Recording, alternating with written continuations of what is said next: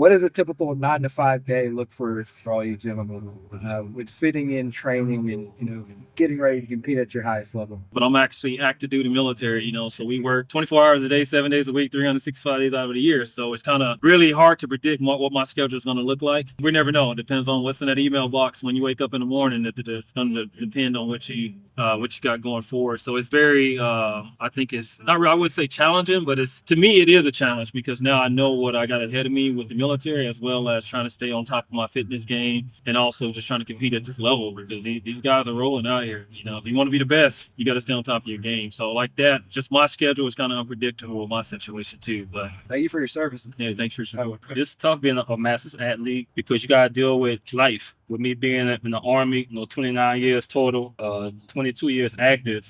My day consists of me getting up at 5:45 every weekday.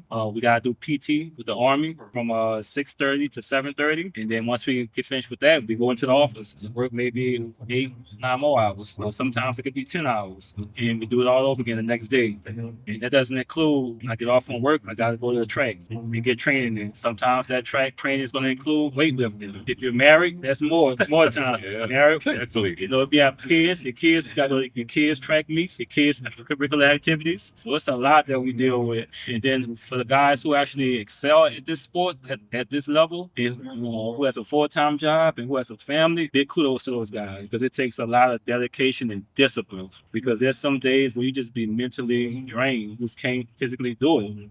But it takes that discipline to go out there to the track, little practice and put that work in, because if you don't put the work in, you come to the track meet, it's gonna show. A lot of us be very competitive and we don't want to look crazy. We set the bar so high, for our age, and we just want to go out there and perform. It's tough being a master's athlete. Well, thank you for your service as well. Are you Army as well? I am Army as well. My dad was Air Force. Army's the only branch, so. Army's only branch.